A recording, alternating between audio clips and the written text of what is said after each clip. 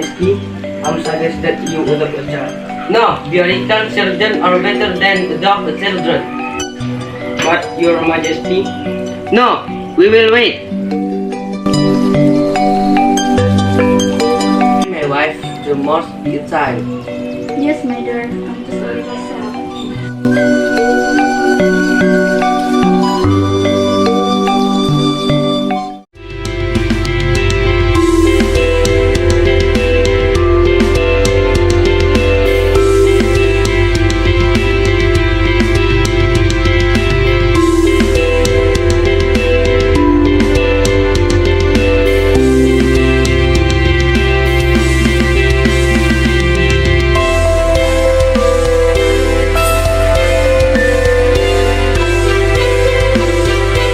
What's wrong, Your Majesty? How do you feel? I feel dizzy and nauseous.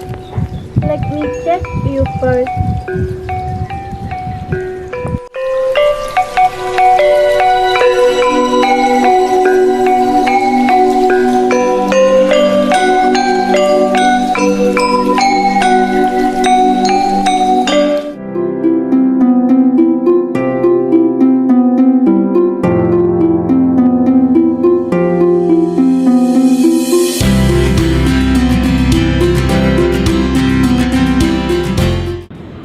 I want a horse, but we already had a lot of horse on the farm here. No, I just want one. A horse needs beautiful fur. We already have 16 white horses here. No, I don't want two. You see, mother? Why do you say that?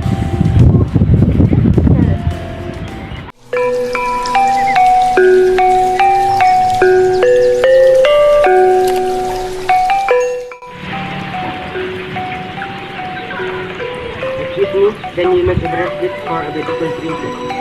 I will gladly do it. Please, wait a moment. I will make you other bracelet. Thank you very much. My pleasure.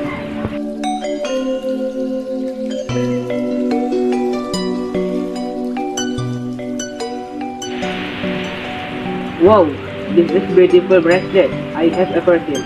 You made it very well. Thank you. I hope the princess like it.